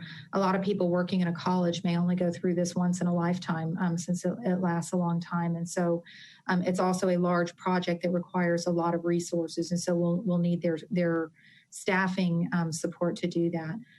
The other thing too, and this is one of the things I've learned talking to some of the other institutions that have taken this approach, is that it'll be laying the groundwork for district-wide user acceptance. So the process of going through developing the requirements that we have, evaluating with a group of stakeholders, and then making the selection is the fundamental of laying the groundwork for the change management that's going to need to occur as implementation happens. Next slide. So to explain a little bit about how we arrived at recommending ISG, so the Texas Department of Information Resources, or DIR, is the state's technology department that not only deals with the statewide strategy for technology, but they also have expanded their services over the years to be a cost-effective solution that all levels of government can access in order to avoid duplicative procurement processes and so on. And so they go through a competitive process that that meets all of the state statutes, but allows state and local agencies to leverage that process in their procurement and save time in terms of selecting folks in certain circumstances. So next slide. So as I said, it saves time while conforming to the law, but it also can save money because a lot of the firms and products that bid to become part of the DIR catalog actually know that they will have the value of the volume of potential buyers that can get you some reduced pricing as a result of those large volume purchases. So they also have been widely vetted through that process to ensure that they provide a quality value and that they're able to perform the tasks for which they've been contracted. Normally, DIR also has multiple contracts for various products and services, so that you've got the opportunity to take a look at those. Next slide. So focusing now on ISG's work, and we talked about this before, is that we've got it sort of outlined in multiple phases, starting with them getting to know us and helping us with our assessment and our current state business processes. One of the things I'll mention is that I think that this is really critical in terms of starting to build the requirements when they understand how we will use the products and what functionality that we need as an organization and what our priorities are. And then they will help us build in phase 3 what those requirements are. As I talked to the University of North Texas that had used ISG for their recent RFP process, they noted that they had more than 3,200 separate requirements that were identified as part of this process of what the system was going to have to do for their organization. And by organizing it in such a way, when you get proposals back from software vendors, you're able to get a lot of clarity around which boxes they check and which they don't, and then make some decisions about which of those are most important to you. As I think I probably said this last time, is that each software vendor will have its pros and cons. None of them will be perfect and meet every one of our needs. But by having that objective way of looking at how they meet the requirements of our organization, we can make decisions about which are most important before we award to a particular vendor. So they will help us with both the RFP development as well as the evaluation of the firms and the contract negotiation. One of the things that I think is really important, and to quote the University of Arkansas folks that used ISG as well, is it will more than pay for itself to have done this homework in terms of the cost savings for both your software contract and their ability to help you avoid the pitfalls there as your representative, and then also with the implementation, as I mentioned before, about having a lot of clarity that allows the potential implementers to respond more definitively, and also to ensure that we don't end up with a bunch of change orders along the way. It's in our view, and in the view of the other clients that they've helped, this actually saves you time and money to move through the process. And when you're making an investment that could be tens of millions of dollars at the end of the day, as we get through this, it's really important to have done this exercise at the beginning. Next slide. So as I mentioned, phases 1 through 3 will allow us to have the detailed requirements and evaluate the quality and complexity of our data so that we can start planning for what that looks like. We will evaluate also our own policies, and a good example is related to leave and pay and things like that, so that we can make sure that that's reflective of what our objectives are, and also is simplified as much as possible before we start configuring the system to reflect those local policies. They'll also help us identify other issues that can be resolved with business process improvements and things like that on the front end while we're preparing for the implementation to actually start. They will, all of this will allow us to improve financial controls and identify gaps and develop improvement requirements for all kinds of things related to access and security and auditing and so on. So it'll be a matter of us laying the groundwork to meet all those objectives. Next slide. So then we move on to the evaluation and analysis of the RFP. And what will happen is that we will basically convert to a procurement process at that point. And we will seek software vendors to provide us a response to all of those requirements I mentioned and tell us how they do or do not check each of those boxes. And we'll ultimately run those folks through scenario demonstrations and so on before we ultimately make a decision about who which software product makes the most sense. And then separately, we will be evaluating the implementers who respond to the RFP to understand their ability to meet the project demands based on their experience, as well as what our needs will ultimately be with those different integrations. Next slide. So ISG will be a partner for us on that procurement strategy. They'll develop and distribute an RFP, which will be volumes big by the time it's done. They will help us establish the evaluation process, and I mentioned that we'll include a number of stakeholders in that as well. They'll structure that evaluation process that includes, as I mentioned, all the critical use cases and them actually demonstrating in their software how they'll meet our needs. And it's an opportunity to sort of test what the salespeople are able to tell you with each of these products to make sure that it really can deliver on what we need. And they'll manage those software demonstrations and help us negotiate that contract. Next slide. And then we move on to implementation, and we will, again, conduct a separate procurement with the help of ISG for the implementer to help us. By doing it as two separate efforts, it allows us to avoid being tied to a specific implementer if we've got concerns, but we like the product that they're tied to. So by doing it as two separate actions, it allows us complete control over that. And it'll also allow us to work with that integration vendor with ISG's guidance to help us understand where they will need subcontracting support and how we're able to evaluate them before we sign on the dotted line. Next slide. So again, they'll perform the same thing that they did with the software procurement and help us with that RFP and the evaluation process and negotiating those contracts. Next slide. So the reason staff is strongly recommending this as our strategy is that it allows us to really have expertise in helping us develop a fit gap analysis of all of the different software products that are out there. And we do that before we enter contract negotiations. We don't want to put the cart before the horse of selecting a product before we've got this detailed technical analysis about whether they're going to be able to meet their needs. I will tell you, I've sat through many a presentation by software vendors about everything that it can do. And when you dig a little, sometimes it works and sometimes it doesn't. Sometimes it's them, sometimes it's us in terms of the conditions that they'll face when they arrive here in the systems that we have and so on. So it's important for us to do that on the front end.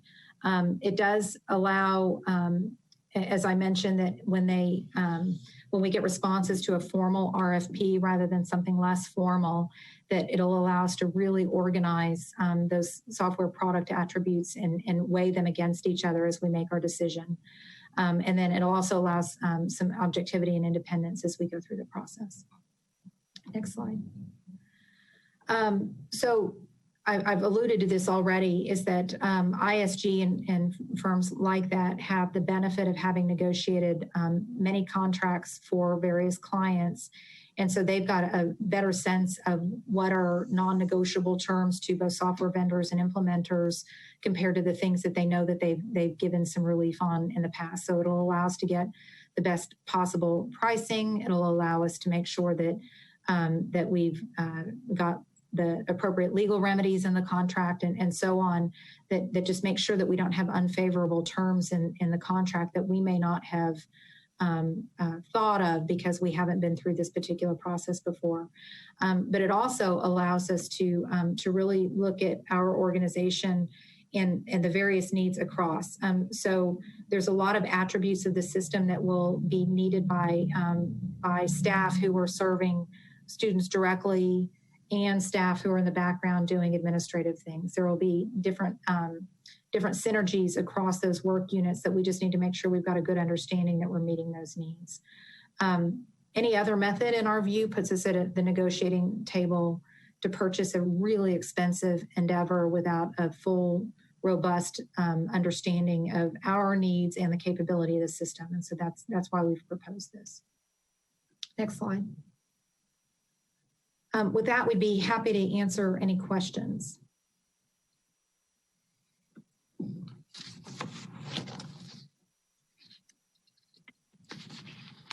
Mr. President, yes, I have a few questions. Thank you so much for that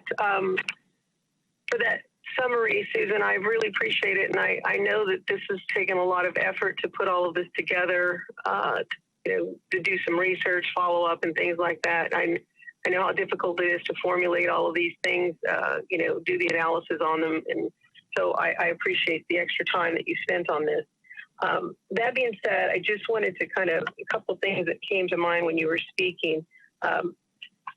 Previously, you mentioned that that this particular vendor, that you mentioned that this engagement, I guess, would include the vendor managing the deployment and implementation of the solution. And that looked like that was on those phases that you described. It was like 1 through 5. So I think it would probably be like 4 and 5, somewhere around there. So I'm just wanting to get some confirmation, because I know that they've worked with University of Arkansas. I think you said University of North Texas as well.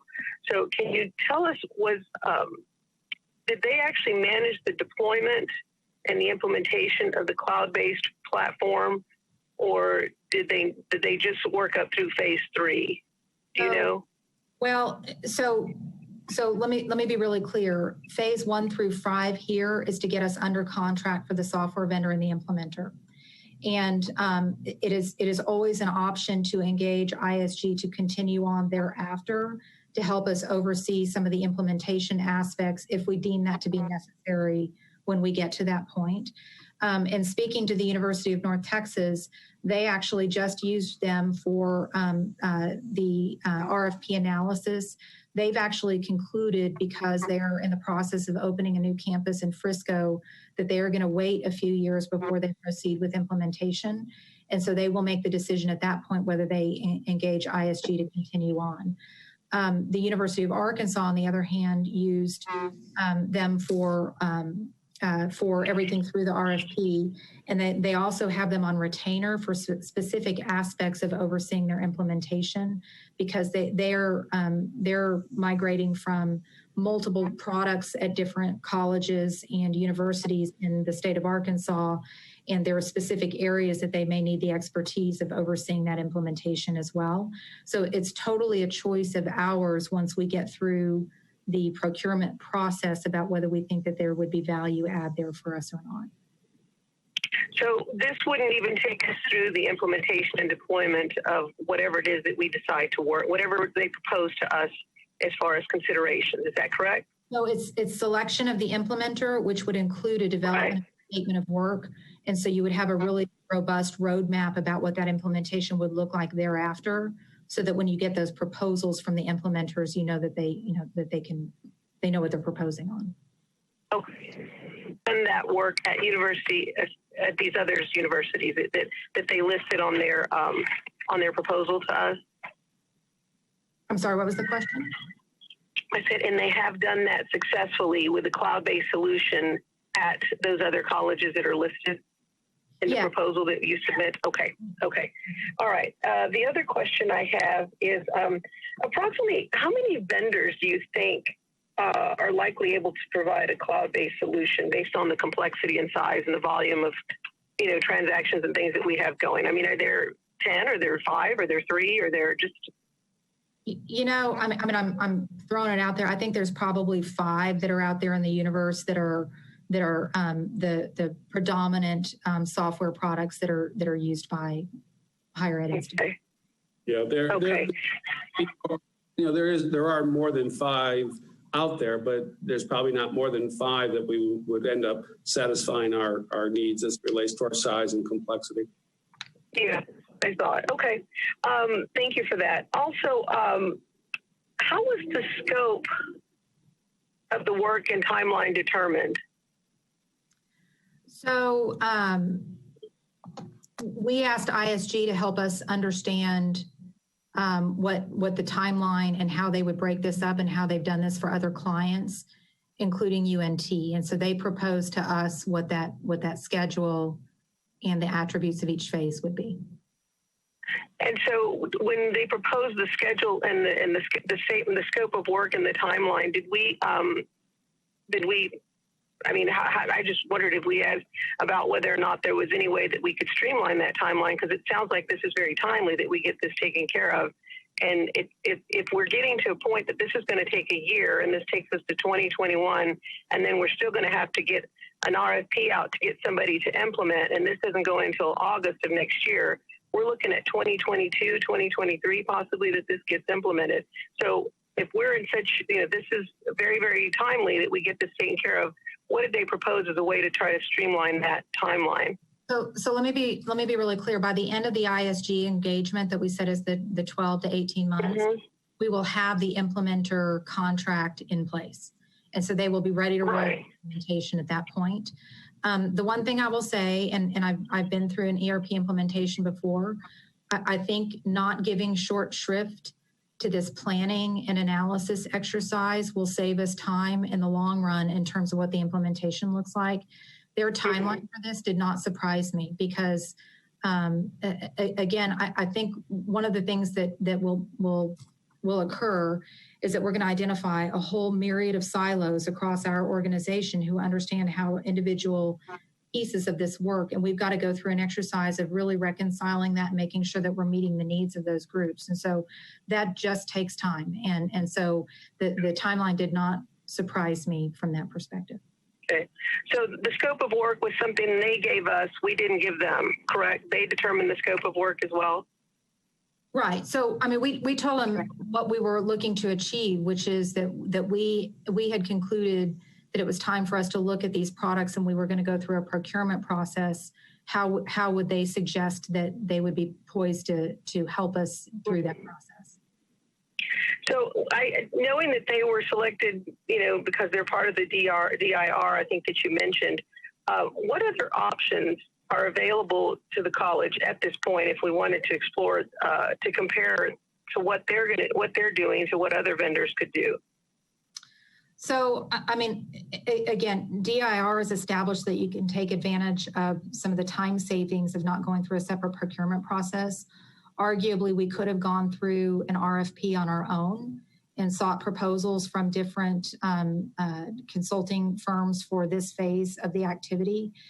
We chose not to when we became aware that they were on DIR, and also because they had recently gone through an RFP process with UNT and had been successfully selected there. So we felt good about the resume that they offered and the analysis that had happened previously. So in order to get moving, that's why we chose that path. Yeah. Okay. So there are no other options that have been explored per se as far as whether or not there was even time to do something or an RFP, correct? We were basing it on the fact that they had done it with UNT. We're basing it on the fact that they're a highly qualified partner in this, and rather than spending the next 9 months going through our own RFP process to select our consulting partner, we felt like this was a valid option. Yeah. Okay. Well, thank you for that. Susan, I know this is a very unfair question. You can't answer it, but as a result of what they come up with, do you have any idea what it's going to cost the college to go through this process with new software, et cetera, et cetera?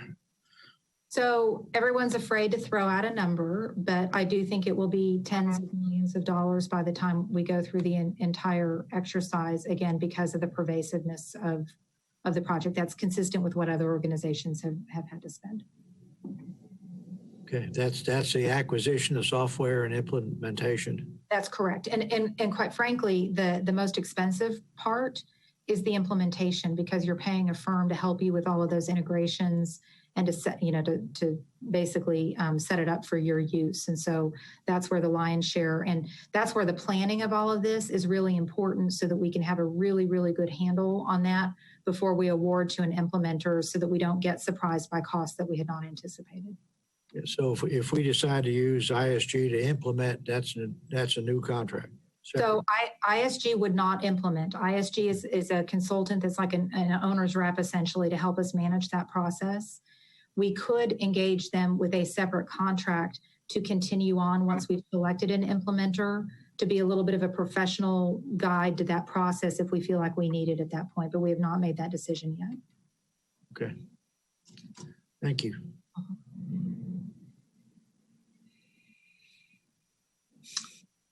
All right, thank you. Move on to our last item, and we'll give just a very brief budget update, similar to last time, as it relates to the circumstance that we're in, very different from how we've approached budget in the past. But Gina, you pull that up, and let's move on to the next, please.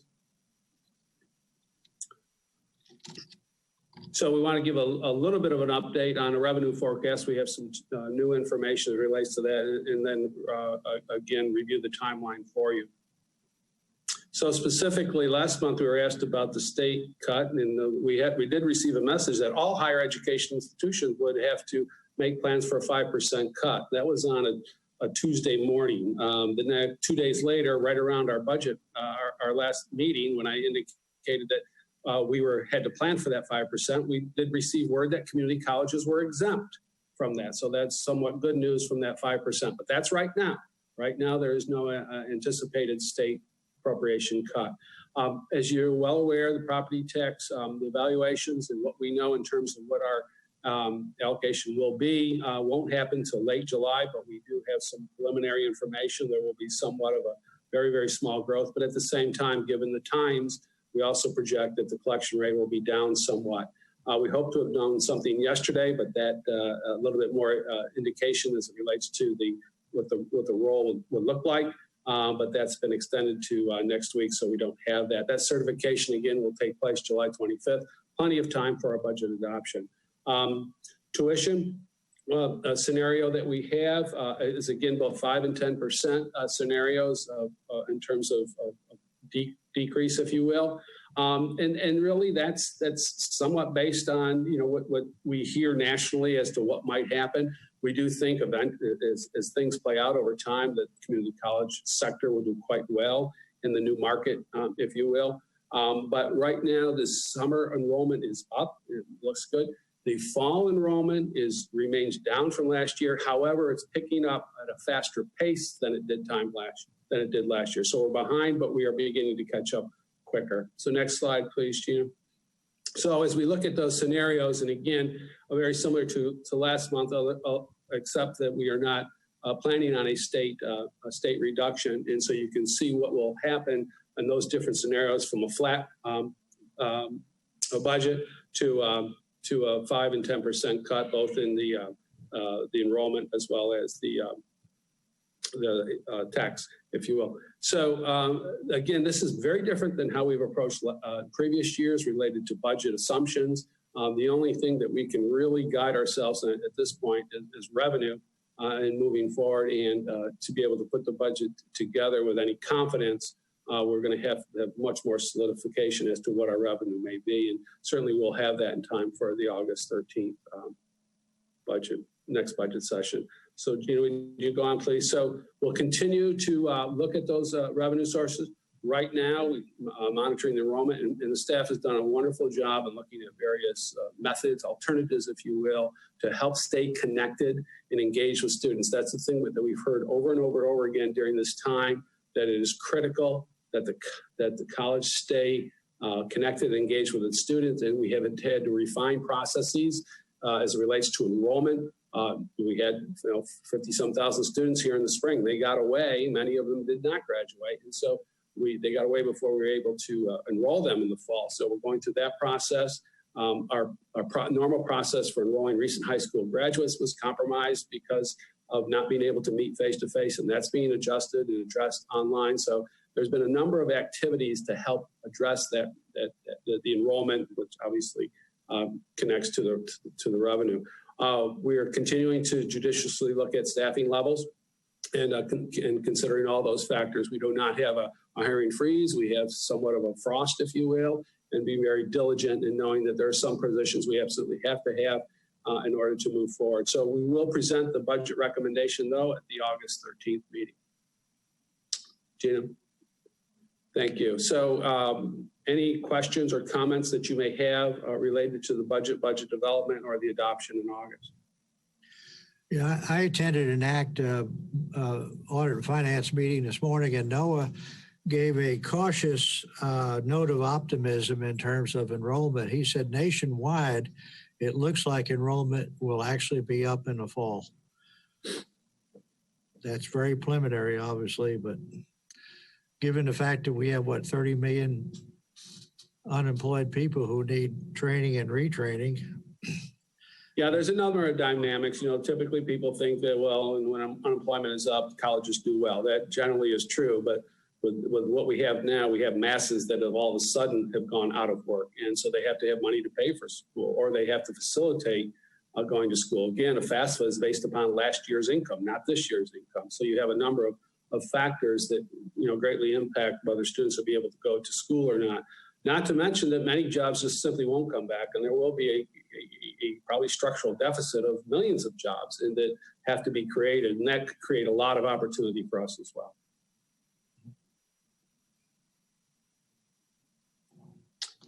Any other questions or comments? Okay, thank you, Mr. Reed. In that case, I believe we may adjourn. And we will see you all next Thursday. Thank you. Thank you.